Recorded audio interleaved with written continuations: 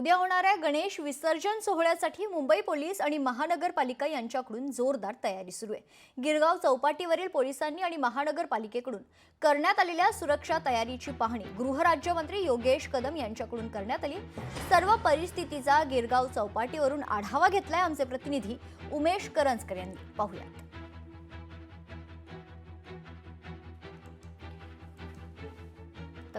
महत्त्वाचं म्हणजे उद्या होणाऱ्या गणेश विसर्जन सोहळ्यासाठी मुंबई पोलीस आणि महानगरपालिका यांच्याकडून जोरदार तयारी सुरू आहे। याच क्रमात गिरगाव चौपाटीवरील पोलिसांनी आणि महानगरपालिकेकडून करण्यात आलेल्या सुरक्षा तयारीची पाहणी स्वतः गृहराज्यमंत्री योगेश कदम यांच्याकडून करण्यात आली आहे। या सर्व परिस्थितीचा आढावा त्यांच्या वतीने घेण्यात आलेला आहे। याच क्रमात लोकशाही मराठीने देखील या सर्व सुरक्षा व्यवस्थेचा आढावा घेतलाय।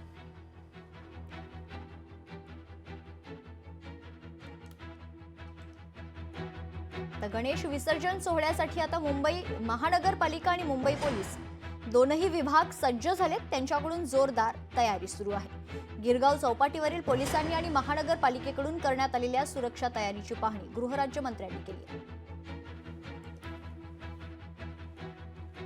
उद्या होणारे गणेश विसर्जन निर्विघ्न पार पडावे यासाठी मुंबई महानगरपालिका आणि मुंबई पोलीस सज्ज झालेली आहे। आता आपण जर पाहिलं तर गिरगाव चौपाटीवर ही सगळी तयारी जी आहे अंतिम टप्प्यात आलेली आहे।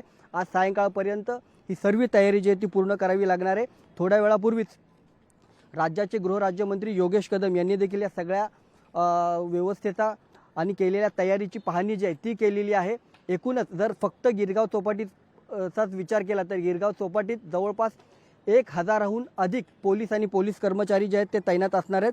तर यासोबतच जर आपण पाहिलं तर जवळपास 6500 सार्वजनिक गणेशोत्सव मंडळ आहेत, त्यांचं विसर्जन इकडे होईल। तर जवळपास 1.5 लाख घरगुती गणपती आहेत। त्यामुळे प्रचंड मोठ्या प्रमाणात जे मुंबईकर आहेत ते गिरगाव चौपाटीवर येतात। रात्रभर हा जो आहे तो विसर्जन सोहळा चालतो आणि यावर कोणतंही विघ्न येऊ नये यासाठी मुंबई महापालिका आणि पोलीस कर्मचारी जे आहेत ते सज्ज झालेले आहेत। यासोबतच मुंबई पोलिसांना एक धमकीचा मेसेज देखील आलेला आहे। मात्र या धमकीला कोणीही घाबरू नये अशा धमक्या ना मुंबई पोलीस आणि मुंबईकर भीक घालणार नाहीत आणि हा सगळा विसर्जन सोहळा जो आहे तो निर्विघ्न पार पडेल असा विश्वास जो आहे तो योगेश कदम यांनी व्यक्त केलेला आहे।